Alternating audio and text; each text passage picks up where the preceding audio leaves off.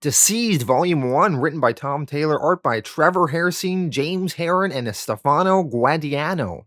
DCeased, one of the highest selling books of last year, one of the most critically acclaimed, one of the most fun books of last year. This is so fun. This is so good. It's sort of like that book Marvel Zombies that they did years ago over at Marvel, but it's in the DC universe, and I think much better than Marvel Zombies. It is so fun. We take the DC universe, and there's a zombie plague that affects it, and the stakes are really high. This is an Elseworlds book, so anything is on the table. Any character can die, which makes it super exciting. And some of the characters that die in this book, you're just going to be like, what? I can't believe they did that. So it is so fun. It is probably one of the best DC books I've read that encompasses the entire DC universe, and where you get to see all of these characters from every nook and cranny of the DC universe. So that is something that is just immense fun with this book. Now, Tom Taylor, the writer of this series, is a really good writer. He's very underappreciated. He's never been one of the ongoing writers on any of DC's big books. I would love to see him writing Superman or Batman or Justice League or something, but he really shines in these Elseworld stories out of the DC normal continuity. Several years ago, he came on my radar because he wrote this video game tie-in comic for DC called Injustice: Gods Among Us, tying in with the video game. And, you know, it's a video game tie-in comic, so you'd expect it to be garbage, because most of those tie-in comics are, but he killed it. He did an amazing job on it. He did way better on it than you would ever expect any writer to do, and he really proved himself. And we're going to get to see him do that again in DCeased. He's really going to prove himself that he gets the DC universe. He knows all these characters. He knows how to write good moments with them. He has these very interesting ideas. You're going to see this scene in this book with Batman and Mr. Freeze's costume that is just such a brilliant idea that I love to see him execute. So this is just a fantastic book, and I think it is really just so action-packed and so much fun. You will all love it. Let's dive into DCeased Volume 1. Issue 1, Going Viral. Darkseid and his parademons have been invading Earth and battling for about a week. Superman has just fed Darkseid a huge punch, which gave off a sound like thunder. It was the sound of Superman breaking the jaw of a god. The Justice League have finally repelled Darkseid and his forces. Wonder Woman has the lasso of truth wrapped around Darkseid's neck. We see the various members of the Justice League surrounding Darkseid. There is the Flash, Barry Allen, Black Lightning, aka Jefferson Michael Pierce, Aquaman, aka Arthur Curry, Superman, aka Clark Kent, Hawkgirl, aka Kendra Saunders, Batman, Bruce Wayne, Green Lantern, Hal Jordan, Wonder Woman, Diana, Nightwing, Dick Grayson, Green Arrow, Oliver Queen. Superman, he tells Darkseid, "You will leave Earth, Darkseid, now." Batman jumps in, "You will not return to our world." Darkseid replies, "I will not return, I have no need, for the truth is, I have what I came for." Darkseid walks away through a boom tube, teleporting back to his world. Green Arrow comments to the Justice League, "You know, I thought that was going really well, right up until that last ominous sentence," he said. Batman is concerned. He tells the group that Cyborg is missing. He's not in Metropolis. He's not on Earth. And Flash asks, "What? How do you know?" And Batman explains that he's tracking Cyborg. Black Canary, Dinah Lance, asks, "You what? What do you mean you're tracking him?" Batman explains, "The guy is a walking weapon, apocalyptic technology running through his body and brain, which we barely scratched the surface of understanding. It would be irresponsible to allow that kind of unknown power to move freely." Superman asks, did Vic know you were tracking him? And Flash adds to the question, wait, are you tracking any of us? Do you have a tracker on Superman? Batman pauses and then says no. And Green Arrow caught that pause and he says, anyone else concerned with that slight pause there? Batman says his tracking system on Cyborg has a 2 light-year range. Cyborg isn't in their solar system. We jump to Apocalypse. We see Cyborg is strapped down. DCeased, the chief counselor to Darkseid and his head torturer, is asking Cyborg the anti-life equation. Do you know of it, Metal Man? So for some reason, Darkseid wanted Cyborg to get something from him. Now for those of you not experts in DC Comics, the anti-life equation is this kind of nonsense thing that Darkseid is always trying to get. It's this mathematical formula originally said to allow those who knew it to dominate the will of any sentient race. Cyborg answers no, he does not know of the anti-life equation. DCeased continues, it is the end of all free will. For the one who controls it, it is the domination of all sentient races. Almighty Darkseid possesses half of the equation, and he believed the other half would manifest on your world. He was, of course, correct. He found it. And Cyborg asks, where? Darkseid then enters and says, in you. Cyborg says to Darkseid, were you just waiting in the corridor to make a good entrance? Darkseid orders DCeased to remove Cyborg's tongue.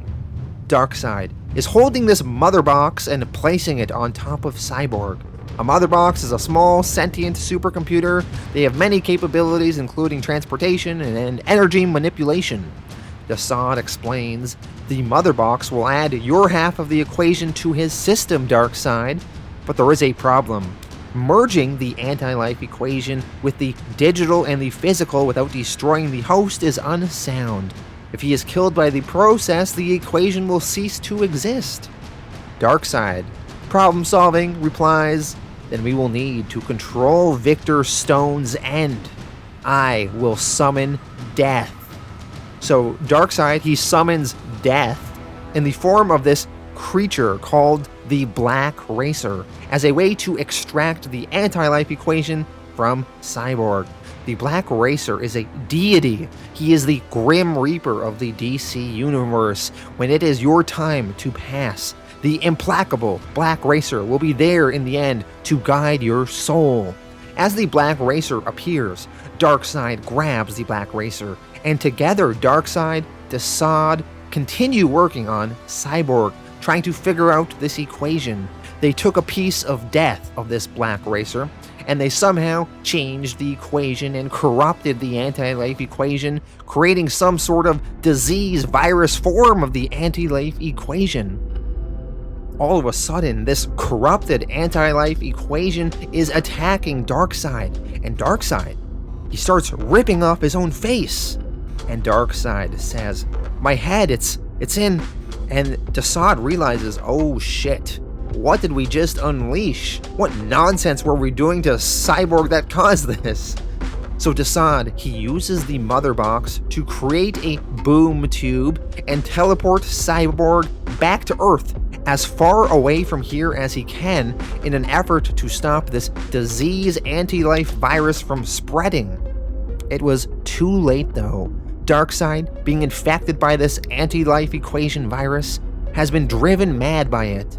Darkseid, he leaps into the fires of Apocalypse, into the world's core, destroying himself and the planet of Apocalypse in the process. Cyborg has been transported back to Earth.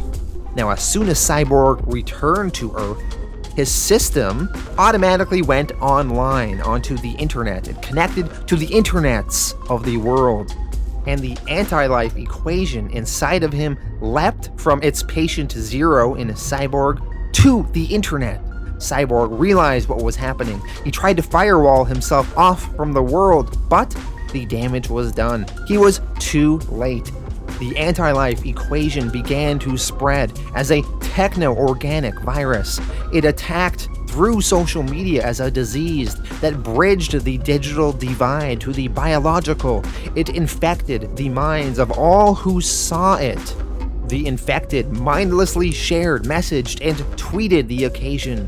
As it took hold, desperate, frightened people tried to tear the equation from their heads, much like Darkseid was doing earlier, and then they became enslaved. So essentially, Cyborg, he has this anti-life equation virus in him, and it spread to the internet, and through the internet it is quickly taking over all screens on Earth, killing everyone who saw it, turning them into mindless zombies, and then the zombies would then infect more people. So anyone that looks at a screen of a digital internet-connected device is doomed. Superman, he hears the screams of all the people outside, and he goes and flies over the city, and he sees the havoc and the anarchy going on down below, as everyone is tearing themselves apart. He quickly figures out what is going on. He realizes that Lois and his son John are in trouble. Superman flies to his apartment he shares with Lois and John Kent, his son. Now Lois Lane's cell phone is buzzing and she's looking for it, but she can't find her phone. Now if she sees the screen of her phone, she will be dead, because that is how the virus spreads. But she's looking for her phone. We see Damian Wayne, the son of Bruce Wayne, Batman, and John Kent are playing some video games on a system that must not be connected to the internet.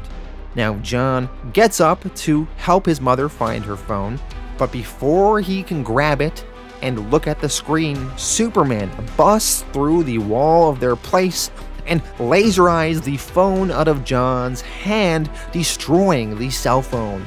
Superman yells, "Don't look at the screens! No screens!" We jump over to the Batcave. Batman has a firewall keeping the virus out. His whole system is now running on a local internet.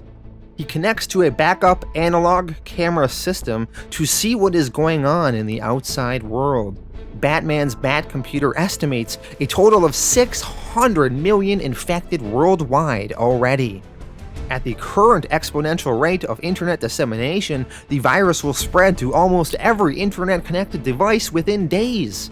Billions will be infected. Batman asks, "Has a connection been disabled in the house?" The Bat computer says no. Batman is concerned that others in the manor might have been looking at an electronic device.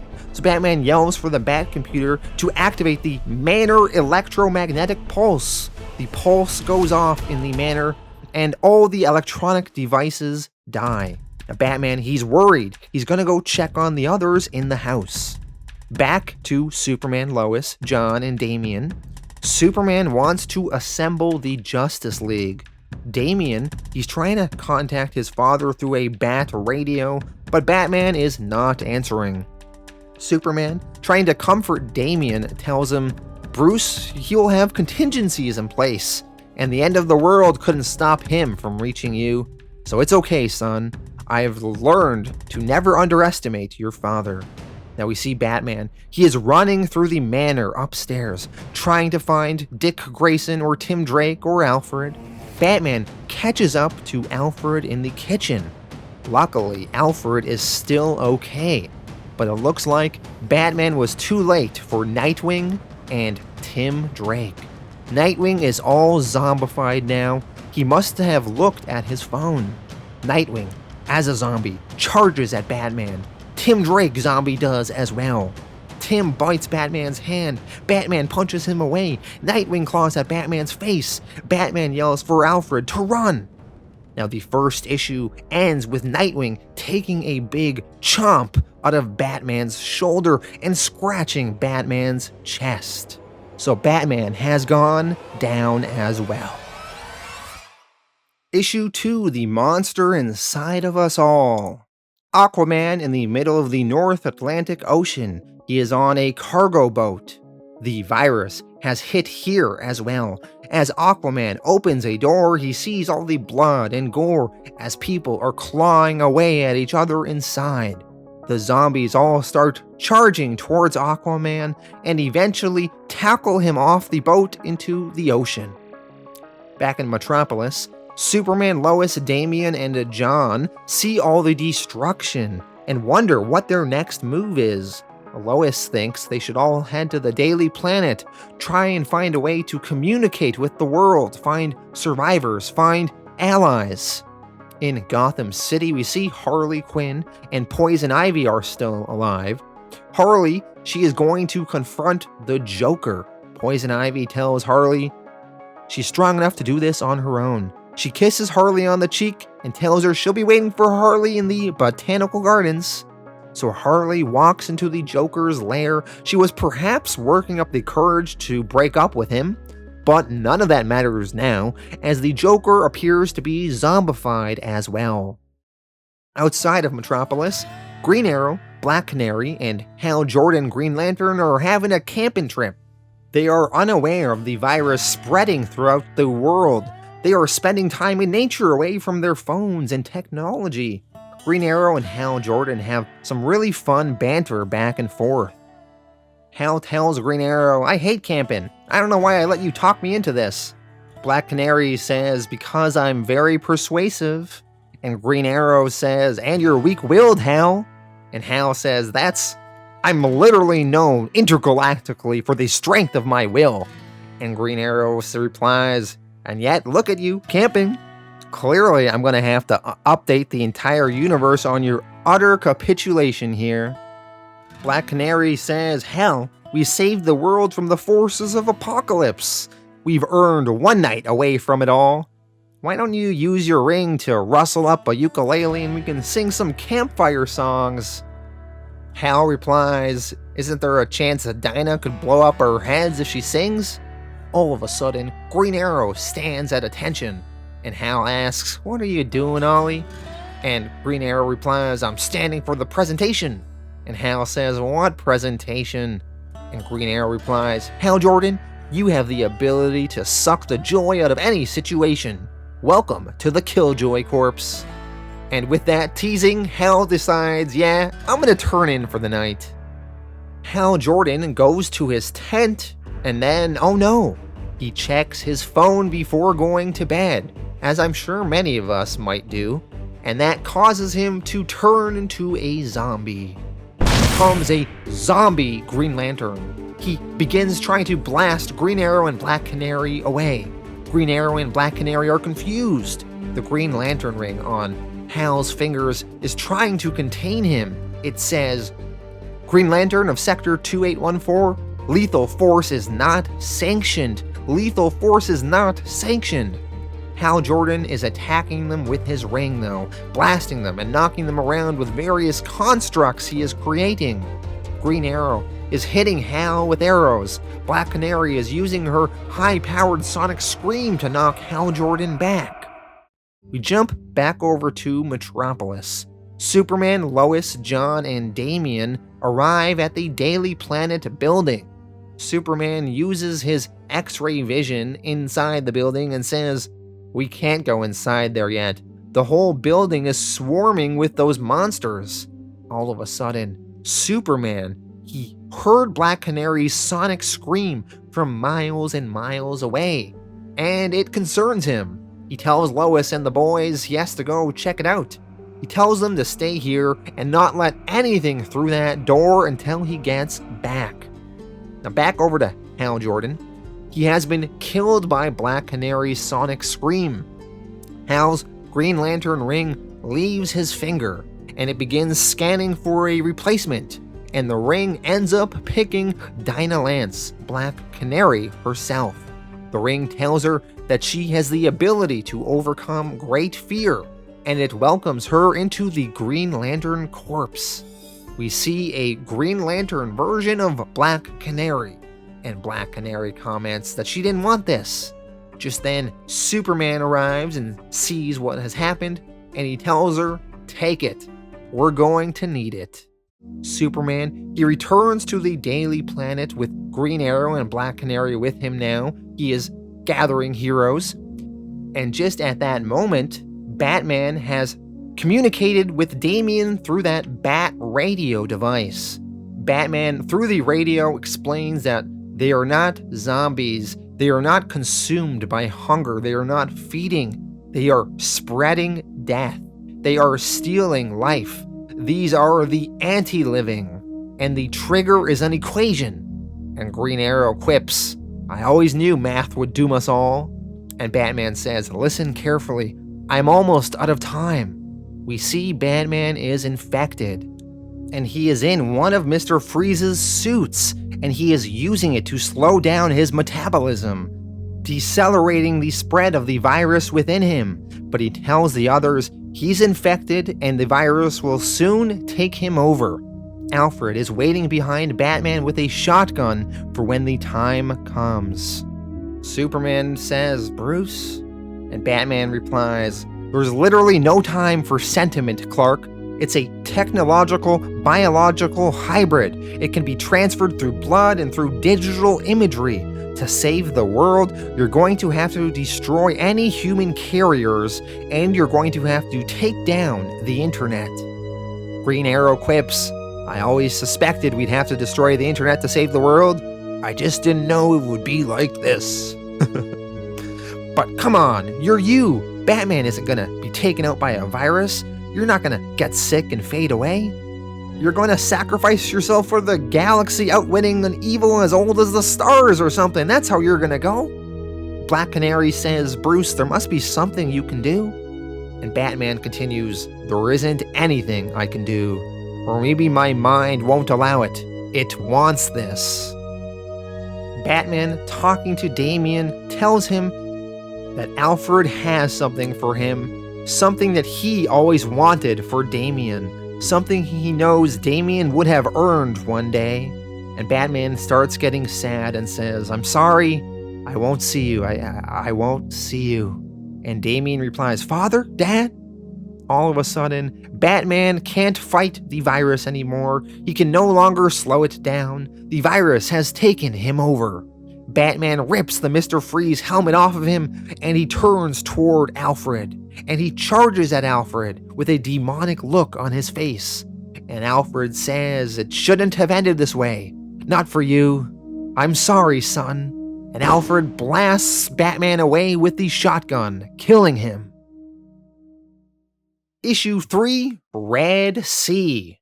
Alfred is in the Batcave, looking at the dead bodies of Batman, Nightwing, and Tim Drake lying dead on the floor. He says to them, my boys, I'm sorry I couldn't save you. Alfred then hops into the Batwing plane and flies off, and he is shooting at the infected down below on the city streets. Down below in the streets of Gotham City, Harley Quinn is mixed in with all the anarchy going on. She is running away from some zombies, and Zombie Joker is chasing after her. Harley Quinn eventually decides, you know what? Screw this. No more running. I gotta face my monster. And she blasts Joker in his stomach with a shotgun she is carrying. She tells Joker, Mr. J, you were never any good for me. Afterwards, Harley celebrates her victory over the Joker. She comments to herself, Oh my god, that was the most cathartic thing ever! Look at you, years of smile and abuse instantly reduced to a psychotherapeutic lump. Amazing. I'm coming red. Oh come on, zombie birds of prey, really? So we see she is faced with these zombie birds of prey. There is Batgirl, Barbara Gordon, Catwoman, Selena Kyle, Huntress, Helena Bertinelli, Batwoman, Kate Kane. The four of them charge at her. Harley pumps her shotgun and says, Okay, I guess we're bird hunting. Damian is sitting down, bummed. His dad has just died. John is trying to console Damian. He tells Damian, I'm so sorry. And Damian says he doesn't want to talk about it. John sits beside Damian just so he's not alone. From a distance, Superman, Lois, Green Arrow, and Black Canary are looking at Damian, mourning the loss of Batman. Green Arrow asks, is this kid gonna be okay? And Superman answers, Damian is his father's son. He'll find a way to bury it and keep going, but he just lost his dad. Superman tells Lois that he needs to go check on his parents in Smallville, but first he'll clear the Daily Planet building. Superman, he quickly flies through the Daily Planet offices, clearing out all these zombies. Some are even his friends, like Perry White.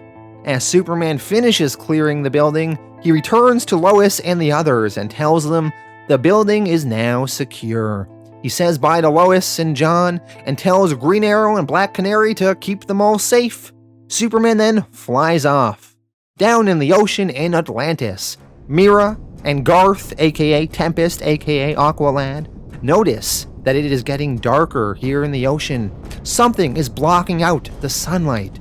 It is revealed that Aquaman has turned into a zombie, and he is killing various other inhabitants of Atlantis, as well as various sea life, causing them to turn into zombies as well. Garth swims up, but some of the infected blood makes contact with him, and the tainted blood is enough to infect him as well. Garth all of a sudden starts tearing his face out. Mira tries to hold the zombie forces back, but realizes this is too much for her, and she decides to retreat. Superman wants to go to Smallville, but he couldn't just ignore the people that needed him down below.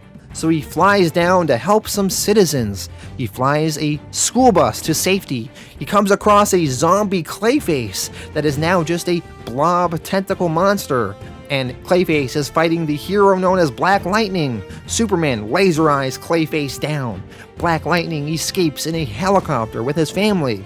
Superman tells Black Lightning to take his family to the Daily Planet. He'll meet them there later.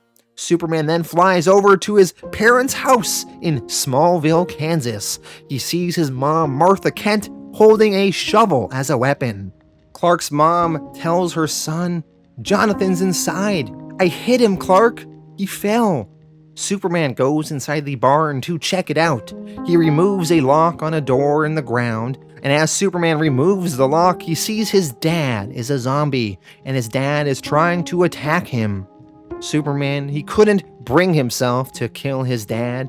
He's still holding out hope that this zombie stuff can be reversed. So he holds his dad's arms back and puts his dad back in the ground in the barn and closes the latch door and melts the metal lock, sealing the door and his dad beneath it. Superman then returns to his mom outside of the barn and tells her, "It's time to go." His mom says, "We can't just leave. This is our home. Your father." And Superman replies, "He isn't here, Ma. He isn't here." Issue 4, Nuclear Option. In Washington, D.C., Amanda Waller and Nathaniel Adam, aka Captain Atom, are overseeing the work of Ray Palmer, the Atom. Ray Palmer, the Atom, has shrunken down and he is inside an infected body, trying to investigate the virus, get a closer look at it, see if there is something he can learn about it. Only Ray Palmer, while he was investigating the infected body, he got infected himself. Infected Ray Palmer then managed to find his way into the body of Captain Atom and will soon infect him as well. Now, Captain Atom is not someone you want to be turned into a zombie. He has a power that almost rivals Superman. He can manipulate theoretically infinite amounts of energy, limited only by his willpower and imagination. Amanda Waller ordered Captain Atom to clear some of the infected people off the streets, both of them unaware that Ray Palmer was inside of him and he would soon turn himself. Superman returns to Metropolis with his mother. John Kent is happy to see his grandma, and he asks, "But where's Grandpa?" Grandpa, of course, didn't make it. Martha begins crying, and Martha, Lois, Clark, and John all have a group family hug. Lois Lane says, "We're ready to broadcast on every analog radio and television channel we can reach." Superman says, "I can't stop. I need to get back out there. People are..." But Black Canary and Green Arrow stop Superman. They tell him no. Green Arrow has his hand on Superman's chest, and he says, "I understand restraining you with my hand like this is entirely symbolical, and you can just walk straight through me. But they explained to Superman that we can't have you out there. You're too great a threat. If you saw a screen, you could turn." Superman says, "I won't see a screen, because I've been using my X-ray vision from the nanosecond I worked out what was causing this. I appreciate your concern, but I'm needed. We don't have time. Damian tells Soups, then find more time. Superman says, what? Damian explains, they'll be out there somewhere one way or another. Find them. Black Canary continues, Damian's right, that's the answer, but I'm coming with you. Lois Lane then recorded a message that would be heard by the people of the world. She says, this is Lois Lane of the Daily Planet in Metropolis. I know the world looks like a nightmare.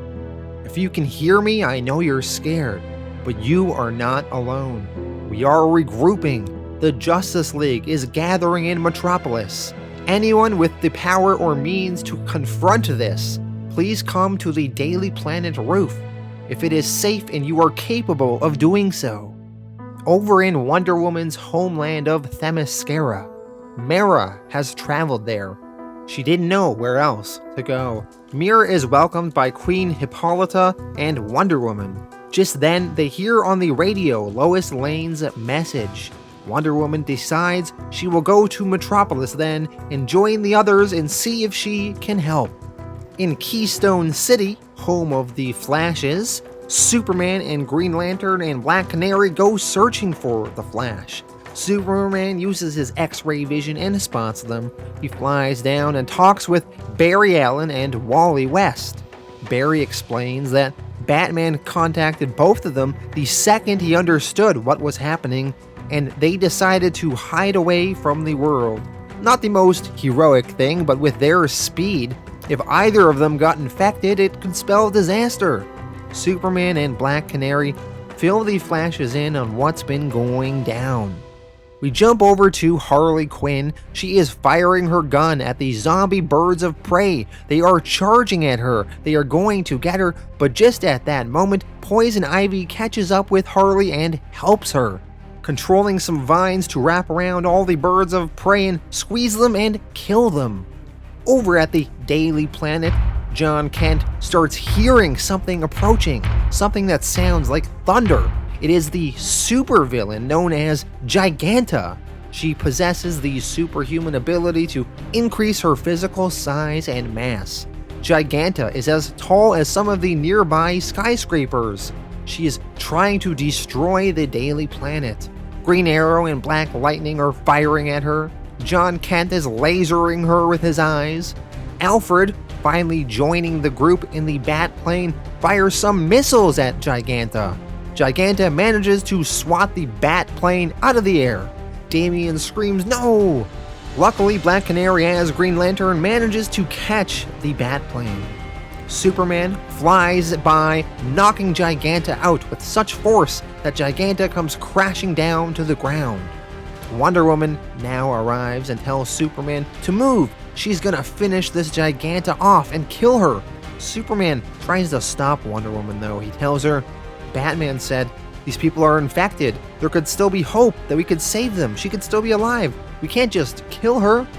Just then though, we hear a loud boom noise as Cyborg has arrived, and he has blasted through this Giganta's head, killing her. Superman, concerned, asks Cyborg, Cyborg, Vic? What have you done? Cyborg's body has regrown his tongue that was cut off in issue 1, just so you're wondering. And Cyborg tells the group that she wasn't alive. None of them are. We need to talk. Green Lantern places the Batplane safely on the ground, and out walks Alfred. Damian runs over to the plane, and Alfred tells Damian, I'm sorry, son. He gives Damian a gift, though. It was what Batman wanted Damian to have before he died. Alfred opens the case to reveal a bat suit for Damian, passing the torch from Bruce Wayne to Damian Wayne. Alfred says, he said you were worthy of it, that he was proud of you, and that he should have told you that every day. Damian and Alfred hug. Now the two Flashes, Barry and Wally, are given specially designed contact lenses to wear. It should make everything blurry a bit, but it should make it so they don't accidentally glance at a digital screen somewhere projecting the virus and get taken over. Cyborg tells the group the true nature of the virus. He says, these people, they're not zombies. And Green Arrow says, hey man, if it groans like a zombie and shuffles like a zombie. But Cyborg continues, They're a blight, an extension of the anti-life equation. The blighted ones want to spread death, nothing more, and they will search for life. They can sense it, they will find it, and they will end it. We can't stay here. We will continue to attract them. Just then, Hawkgirl falls down from the sky. Wonder Woman manages to catch her. Hawkgirl warns the others that Captain Atom has been turned, and he's going to blow. Superman, concerned, asks where? In Washington, D.C. Superman and Wonder Woman fly as fast as they can, and they get to Washington. They find Captain Atom, and they grab him, and they try to fly him up into the upper atmosphere, away from the Earth. But they are too late. Captain Atom explodes, unleashing the most destructive explosion ever unleashed on the world. Washington, D.C. was gone in an instant, and the blast radius kept growing. Baltimore crumbled, and finally the last nail in the coffin was Metropolis. It exploded in the blast as well. All the heroes in Metropolis stood there, waiting for the atomic blast to bring them to their death. Now, before we jump over to DCeased issue 5, we gotta go through the DCeased one-shot special called A Good Day to Die. In this one-shot special, we will check in on a lot of the B and C and D list heroes and see their efforts and struggles to deal with the whole DCeased situation. We jump over to Mr. Miracle, Scott-Free, and Big Barda. These characters are a little bit more obscure, so let me explain a little bit about them. Mr. Miracle, aka Scott-Free, he was the son of Highfather, ruler of the planet New Genesis, and when he was a child, as a way to broker a peace between New Genesis and Apocalypse, Scott was sent to live with Darkseid on Apocalypse, and Darkseid's child, Orion, was sent to New Genesis to live with Scott-Free's dad, Highfather. So Mr. Miracle had a really bad childhood, being poorly treated growing up on Apocalypse, and he eventually managed to escape the planet. He is considered the world's greatest escape artist. His wife, Big Barda, she is one of her world's greatest warriors, and she served as the leader of Darkseid's personal guard, the Female Furies. So she was working for Darkseid, but eventually Big Barda found love and fled Apocalypse with Mr. Miracle, and they are now together.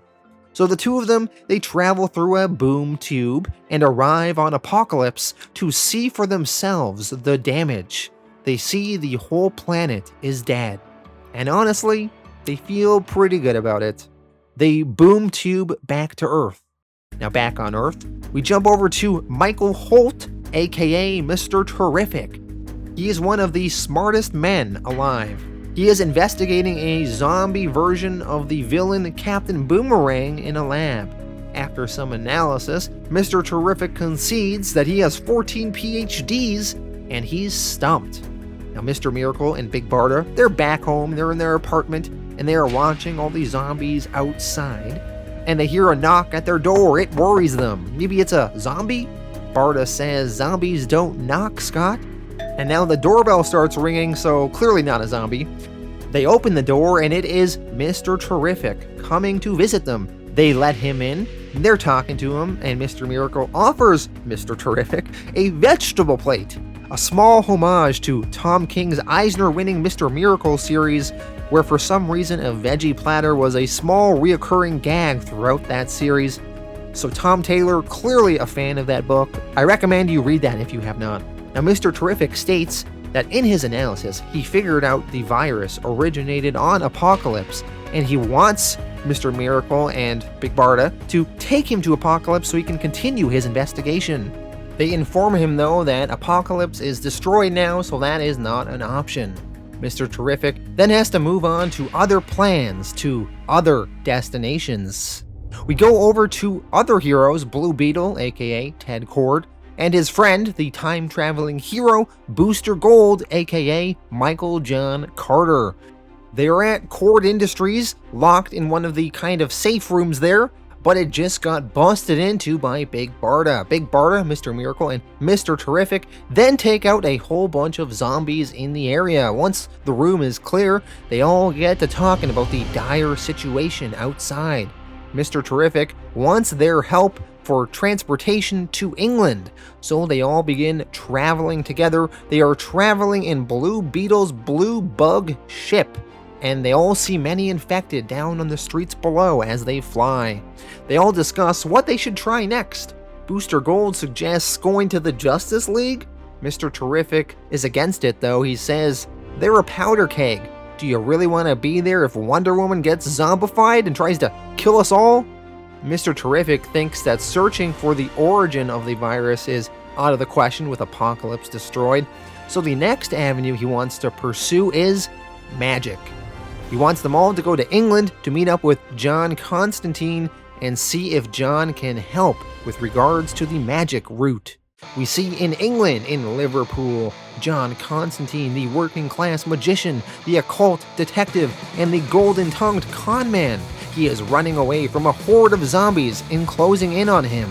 Swearing as he is running, John gets into a taxicab and he tells his friend Chaz to start the bloody car.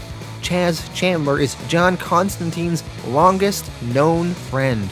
John sees though that Chaz has looked at his phone and is zombified as well. John, disappointed, says, "Oh mate, I'm so sorry." Constantine says a spell and engulfs his friend into flames, killing him. John then jumps into the driver's seat of the cab and drives off, clearing some zombies out of the way with the car, but then he crashes right into another car parked in front of him. John comments to himself, "Why didn't I ever learn to drive?" Luckily for John Constantine though, Mr. Miracle, Big Barda, Mr. Terrific, and Booster Gold and Blue Beetle all arrive just in the nick of time to save him. John comments, "Why can't you people get regular names? I mean, Mr. Terrific, why not just call yourself Mr. Full of my bloody self and be done with it?" Mr. Miracle asks John, "Are you okay?" And John replies, "PG just set my best mate on fire and crashed his car while sitting on his ashes. How's your day going?" Mr. Miracle says, "Well, my entire planet was destroyed," referring to Apocalypse. And John replies, "Alright, it's not a competition. How the hell you find me?" Mr. Terrific says, "You have a Justice League membership in your wallet and it has a transponder inside." And John says, What? I thought it was like a library card." Mr. Terrific says to John, "I can't find a technological fix for this. I'm hoping there could be a magical one." And John says, "Oh, you think I could just click my fingers and make this all go away?" "Nah, I already tried. This is beyond magic. This is find somewhere well stocked and enjoy what's left time." Mr. Terrific asks, "So you're not gonna help?" And John replies, "I'm gonna hide and get irresponsibly drunk so I can barely feel anything. Care to join me?" Mr. Terrific says, "Well, we gotta save the world." John tells him, "Right, off you pop and do that then." Well, the others head off without John, and John teleports himself to somewhere else. Mr. Terrific and the others head off without John. Now, if magic won't solve their problems, the next potential solution is Booster Gold's time travel machine, which Booster stole from the 25th century, which is where he is originally from. Blue Beetle asks Booster, "So where is it? Where's the time machine?" And Booster says it's in safe hands. They then travel to Malibu, to the home of D-list heroes Fire and Ice. This is where Booster Gold apparently keeps his time machine. Just then, Blue Beetle's flying ship gets attacked by a zombified fire, and it crashes down to the ground. Big Barda and Mr. Miracle are gonna fight these zombies off, while the others continue on battling towards that time machine. Big Barda and Mr. Miracle continue fighting away as zombie Fire and Ice confront them. Barda and Miracle are fighting off the hordes. Mr. Miracle knows that he can't just escape this. They have to stay and keep fighting. They have to buy Booster Gold a chance to save the universe. They're fighting the zombies some more, and then Mr. Miracle continues elaborating. If he can turn back time, if he can find a way. And Big Barda says, "Are your last words really gonna be quoting Cher?" Those lyrics are to Cher's arguably most popular song. Mr. Miracle says, "I like Cher," and he kisses his wife, and the two of them appear to succumb to the zombie horde, and we assume that they perhaps died. Mr. Terrific, Booster Gold, and Blue Beetle continue running. They finally make their way down some stairs and finally arrive to where the time machine is. There, they are confronted by this hero named Wave Rider. Wave Rider is definitely a more obscure character to me. Wave Rider, he is a time-traveling hero, a master of time. He works for a group called the Linear Men, who police time and work to resolve time paradoxes, and he has fire-like hair and can see possible dangerous futures for each person and cancel risky possibilities. Wave Rider says you will not be permitted to change time, so he's trying to stop them from using this time machine. Booster explains to Blue Beetle, "That guy's a master of time, we're not getting past him." We jump over to John Constantine. He teleported himself with magic to a place called the Oblivion Bar. It's a magic bar in a pocket dimension, accessible only by powerful magic users. John is drinking. He orders the bartender, who is Detective Chimp, aka Bobo, to give him a drink. Specifically, John says he wants the bottle from the top shelf, the one that made Phantom Stranger forget his own name. Bobo comments, "It's that bad out there, eh?" John replies, "No, it's way worse." Bobo gives him the bottle, but John, he changes his mind. He stands up and walks away. Bobo asks, "Where are you going?" And John says, "To be a freaking hero." John is going back to help his friends try and save the world. Back to Booster Gold. Wave Rider tells Booster he is under arrest and that this machine will be confiscated. Just then, John Constantine teleports in and arrives on scene. John says to Wave Rider, "Take a good look, Sparkleface. Can you see my future?" Wave Rider says, "No." And John says, "No. Now watch the hand closely. This is called misdirection." John then headbutts Wave Rider, and after gloating, John quips, "Yeah, you didn't see that coming, did you, Time Lord?" Mr. Terrific tells John, "I knew you'd come." And John replies, "Of course you did, smarty pants. Now do what you gotta do. I'll hold off shiny hair over here." Big Barda, now a zombie, smashes in through the wall. She grabs John Constantine, but Mr. Terrific saves John by kicking Barda away. Big Barda climbs on Mr. Terrific and devours him. Blue Beetle yells for Booster Gold to go now, use the machine. Before Booster Gold can go through with it though and use the machine, all of a sudden he can't move. Wave Rider explains something in the timeline has made it so Booster Gold never existed. So Booster Gold starts kind of disappearing. Booster Gold, he can feel this. Booster Gold tells his friend Blue Beetle, "Teddy, I think I just lost the future. I don't think I was ever born." Blue Beetle holds Booster, but then all of a sudden, Booster just blinks out of existence. So basically, you remember in the movie Back to the Future how Marty McFly almost stopped his mother from banging his father, so then he started almost disappearing? Well, that's what happened to Booster Gold here. He got back to the future. Big Barda then attacks Blue Beetle, killing him. Wave Rider's work is done now. He has stopped Booster Gold from using the machine. But John Constantine doesn't want to let Wave Rider off so easy. So he grabs Wave Rider and tells him, "You've thoroughly pissed me off." He magically bonds the two of them together, so Wave Rider can't teleport away. And Wave Rider, concerned, tells John, "What have you done? Let go." Blue Beetle, now zombified, kills Wave Rider. The only uninfected person right now we see is John Constantine. John thinks he is a goner, but then Dr. Fate, aka Kent V. Nelson, and Zatanna teleport in just at that moment to save John. Dr. Fate tells John, "It's not your time. Another fate awaits you." John, upset about Dr. Fate saying this, says, "Another? Oh, you wanker." And he punches Dr. Fate in the helmet. but he ends up hurting his hand, and Dr. Fate says, brute force cannot harm the helm. And Zatanna adds, also it's made of metal, so punching it is a bad idea to start with. John, feeling guilty, says, I get a last second rescue, but actual heroes have to die. The guy's name was Mr. Terrific, and he sorting earned it.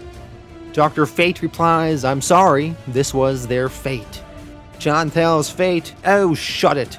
I'm not a big believer in destiny, mate. Takes all the human out of it. Dr. Fate tells John, the world is ending, John Constantine. We must prepare for what comes next. The Lords of Chaos and Order. John jumps in, they can eat a joint bag of bollocks. The world isn't over until I say it is. Alright, now jumping back over to the main series, issue 5, Hope Lost. Superman and Wonder Woman can't believe all the destruction. 3 cities gone, just gone. Washington, Baltimore, Metropolis. Millions of people dead in an instant. Luckily though, there was one small bubble of survivors. Black Canary, now Green Lantern, created a protective bubble around the rooftop of the Daily Planet, saving Lois and all the rest. Lex Luthor at that moment arrives in a power suit, which protected him from the blast. He says hello to Superman. Superman assumes the worst of Lex, but Lex assures Superman that he wants a truce. He is not here to fight. Lex tells Superman, I'm not here to add to the... he then falls to his knees in devastation and says, look at what happened to our city. Over the next few days, Superman and the others took down the internet. They destroyed every major server in every country, every mass digital broadcasting device, so the only way the virus could spread now was through people. There were 2 major sanctuaries left in the world, established for survivors. Places that were believed the virus couldn't reach. The first was on Themyscira. Wonder Woman begged her mother to let survivors come here. Eventually, Hippolyta agreed. So Queen Mira lifted sections of the ocean seafloor to add landmass to Themyscira for the refugees of the world. And with that, Paradise Island was a paradise no more. Now the second sanctuary in the world was in Gotham City. Poison ivy grew a jungle there in a week. Nothing could penetrate its thorn-filled walls. The heroes wanted to meet with Ivy and see if she would agree to help. Damian Wayne, now dressed as Batman, Black Canary, now Green Lantern, and Green Arrow all went to meet Ivy. On their way, they got attacked by a zombie killer Croc. Damian and Green Arrow killed Croc with a batarang and some bow and arrows.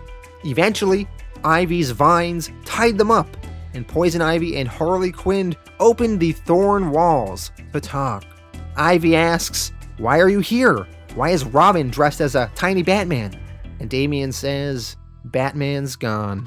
Harley can't believe it. Ivy gives her condolences and says, I'm so sorry. Now they discuss matters. Damian wants Ivy to open her jungled-in area for sanctuary for the world. Apparently Harley has been nagging Ivy to do this as well. She tells Ivy, I'll stop nagging as soon as you agree to be a benevolent jungle queen. Come on, Red. I know you have some empathy blooming in your heart. Ivy agrees to give sanctuary but tells them there will be rules. The fruit of the green will be allowed to be eaten as the green wills it, but if any human harms the green, they will be expelled and fed to the monsters. Damian says they will accept any terms. Superman's Fortress of Solitude in the Arctic was set up as a new information hub. All the heroes converged there. Cyborg and Lex Luthor were able to engineer a closed communications network. Luthor tells Cyborg, "This is quite impressive, Victor. Why have we never worked together before?" And Cyborg replies, "You kept trying to kill me and my friends." And Lex says, "Sure, but in my defense, that was before I realized you could be useful." Green Arrow asks Cyborg what he's working on. Cyborg says, "Plans for arcs, for if they have to leave Earth." Luthor explains, "The arcs will fit 7 million people." Superman says, "We're not leaving Earth." And Lex argues, I am the most intelligent person on the planet, and if the human race is to survive, it has to leave Earth. Superman yells, we are not abandoning the planet, we're fighting for it. Superman's mom, Martha, puts her hand on her son's shoulder and tells him, son, Clark, if it's the only way. Superman, he can't come to terms with it though. He thinks there has to be another way. Lex, with a mean joke, says, losing 2 homeworlds in one lifetime, how careless. Lois punches Lex in the face for this remark. She tells him, F you, Luthor, open your mouth against my husband again and I will smash it closed, understand? We need your mind, we sure as hell don't need you for anything else. Lois then turns to John and says, violence is never the answer, John. Over the next few weeks, the heroes gathered survivors, brought them to Sanctuary, and built arcs. For the first time, it felt like they were in control, but they were never in control. A mistake they made was bringing all the heroes together in one place.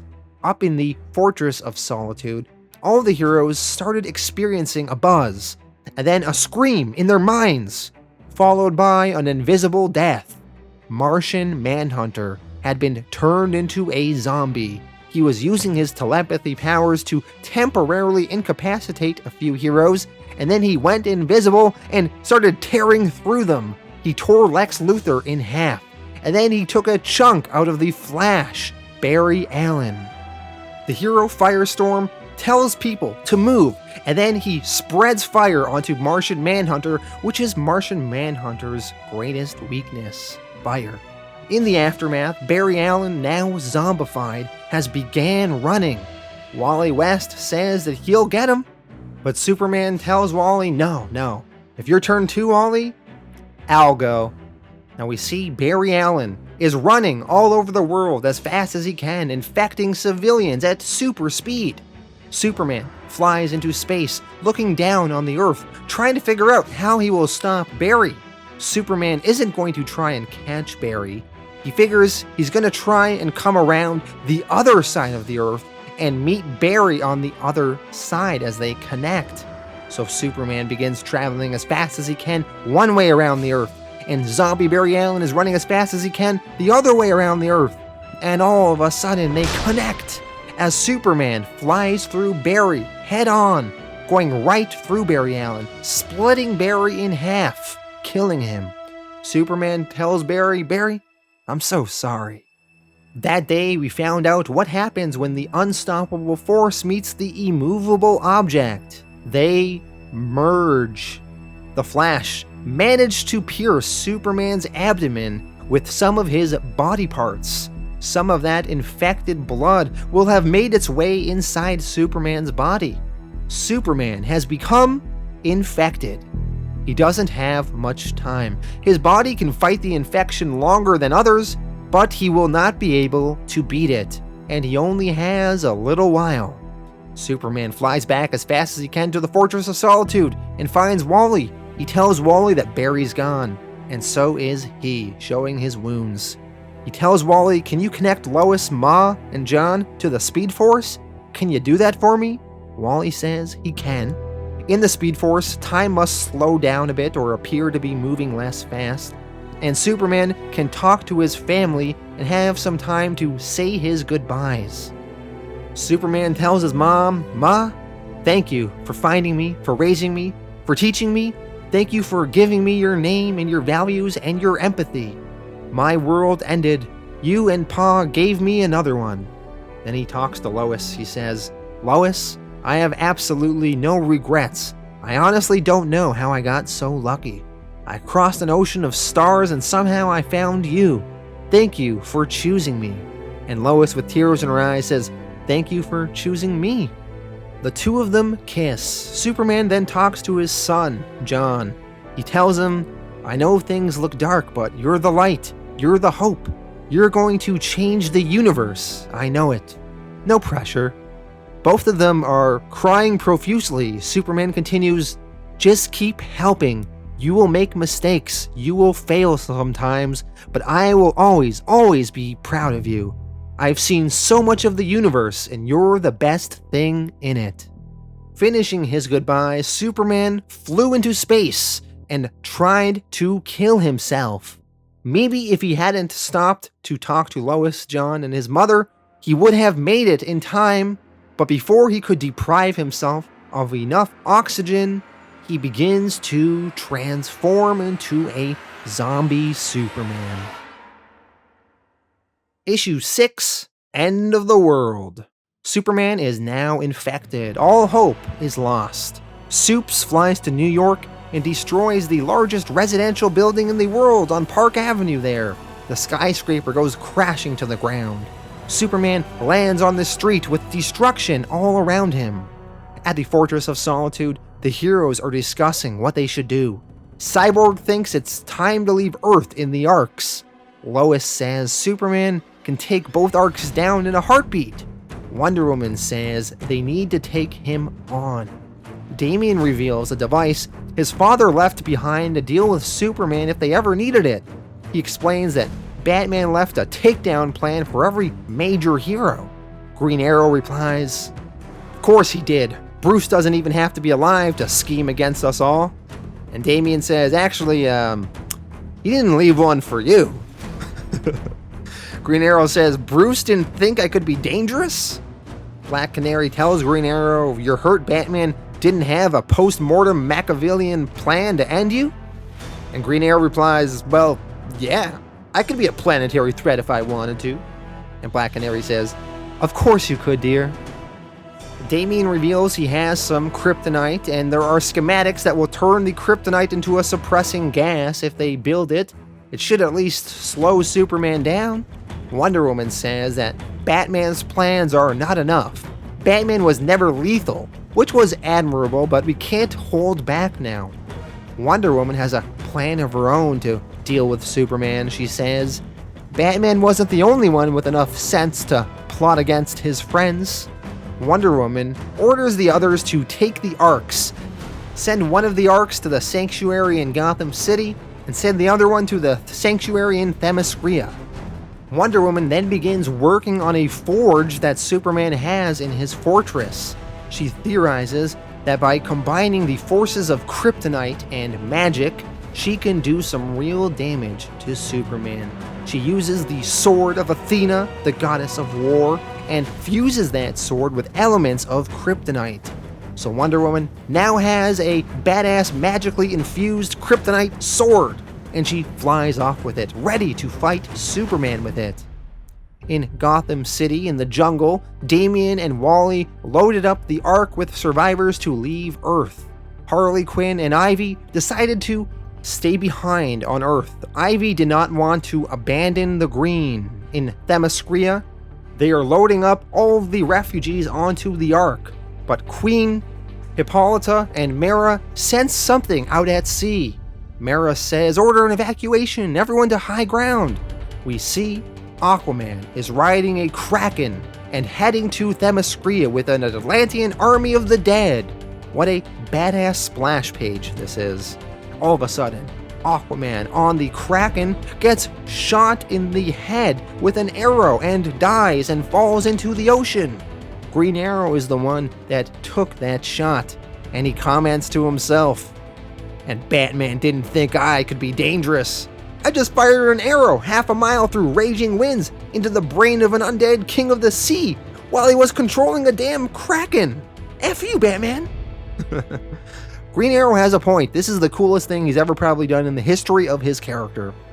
The rest of the women on Themyscira prepare for battle against the rest of the zombie Atlantean forces heading towards them. Other Amazon women like Philippus and Antiope and Wonder Girl are joining the battle. They get on horses and charge towards the ocean.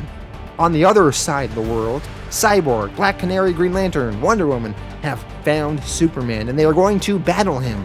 Black Canary, Green Lantern, using a construct, amplifies her sonic scream power, which causes zombie Superman some discomfort as he drops to his knees. Back to Themyscira, the Amazon woman continued fighting heroically. some of them getting turned into zombies. Green Arrow and Mira made it out alive on the Arks. Mira wanted to go back down and help save the Amazon woman, but Green Arrow said there's no extracting them from that. Rather than flee, the Amazons stayed and fought heroically, giving up their life, buying the Ark. Time to evacuate. Back to the fight with Superman. Green Lantern, Black Canary, is putting up constructs to hold Superman off, but Supes is slowly smashing through them all. All the while, Cyborg is firing his laser beams at Superman. Eventually, Wonder Woman flies in and makes her move. With her magical kryptonite sword, she slices off Superman's arm, and then she stabs him through his abdomen with it.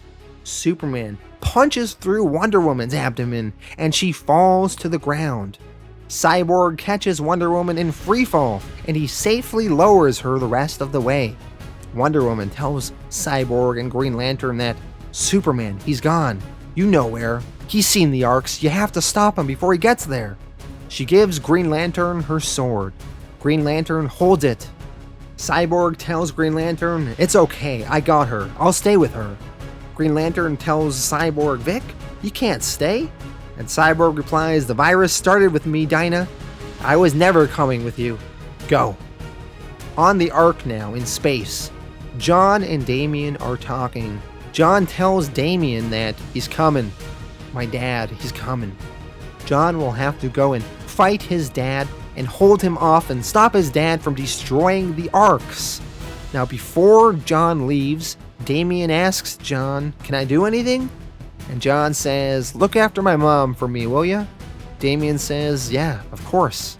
John tells him, you're gonna be a great Batman. John gets ready to leave the Ark.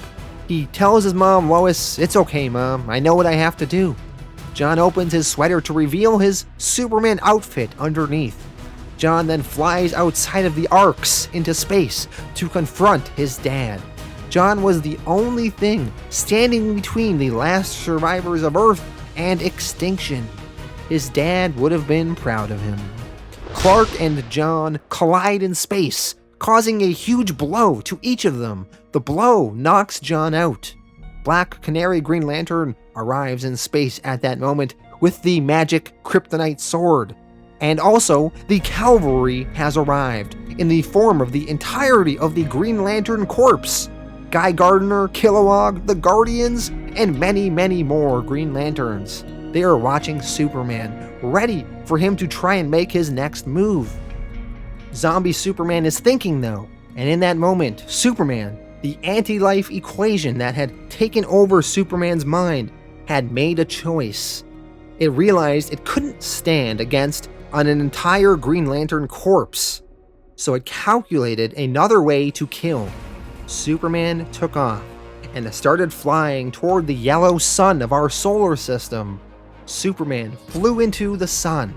One of the Guardians of Oa explains what Superman is doing. He explains that Superman is feeding, absorbing, draining the sun. In time, the entire solar system will grow cold and die. Black Canary asks, and we're just gonna let it?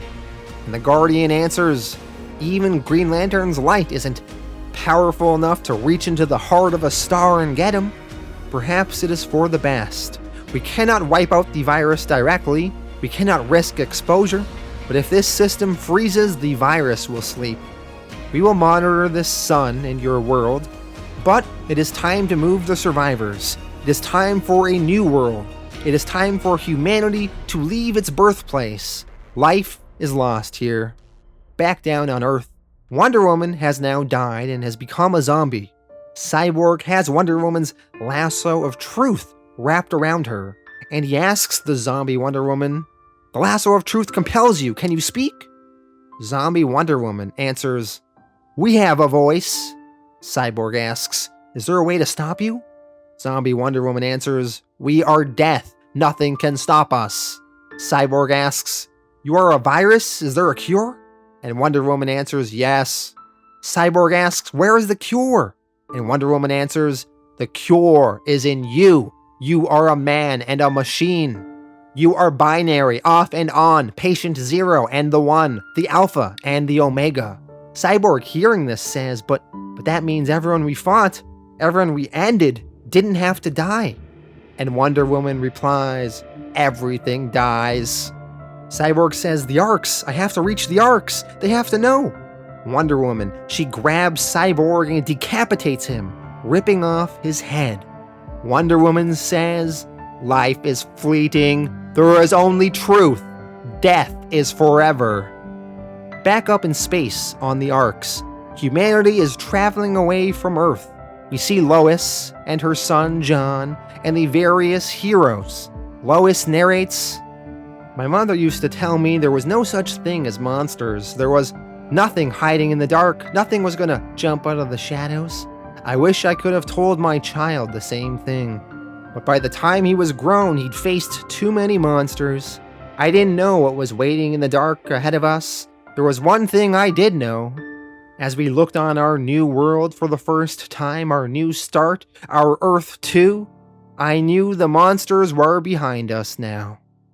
And that is the end of DCeased Volume 1. Alright, so that was DCeased Volume 1. What an amazing consortment of ideas we saw in this volume. I love that the trinity of heroes got killed off. You just wouldn't expect Superman, Batman, and Wonder Woman to get killed. The Flash as well, getting killed in a really cool way where Superman and Flash are running on opposite sides of the world, and then Superman goes through the Flash, cutting him in half, but then Flash gets his hands into Superman, and Superman becomes infected, and now they're going to have to deal with Superman. Just so many crazy ideas executed so well in this book. I really loved some of the ideas where, like, Batman, he gets in Mr. Freeze's suit to slow down the zombie virus taking him over. That was really cool. Batman passing along the torch to his son, Damian. John Kent having to fight his dad. Harley Quinn and Poison Ivy having some really good moments. Green Arrow, a character I normally don't really care about, having some really fun moments this volume, and I'm liking his banter he had with Hal Jordan when they were camping. I liked Black Canary becoming a Green Lantern. That was really fun. There's just so many interesting, fun things in this volume, and it's one of my favorite books of 2019. I'm going to give this first volume a 9.5 out of 10. Almost perfect. Part of the stuff that I wasn't so high on was maybe it was a little bit convoluted how the virus came about, and some of the characters are so high concept I wasn't really that into it. Like Wave Rider, for instance, was a little bit out there to me. But yeah, really loved this book. So much fun. DC is continuing it right now. They're working on Volume 2. It's like halfway done, maybe. So when Volume 2 is done, I will cover that so we can see how the story continues. Thank you all for watching. And next week, I'm going to be back with an entirely different new series. I'm sort of done with the horror books, and I'm going to be doing a new sort of ongoing. I'm going to be covering Sweet Tooth, a Vertigo DC Comics book by Jeff Lemire. It's going to be a Netflix series next year, and DC is starting a brand new mini-series for it, coming out in November. So initially, I was going to cover Sweet Tooth at some point next year, but I decided to switch up the schedule a little bit and do it now. Postpone Criminal, do Criminal a little bit later, because I wanted to coincide with that new mini-series. And I wanted to introduce Sweet Tooth to you all, get you all prepared for the TV show. So tune in next week where I'm going to begin going through that series, and it's going to be about 6 volumes long. So that should be pretty exciting stuff.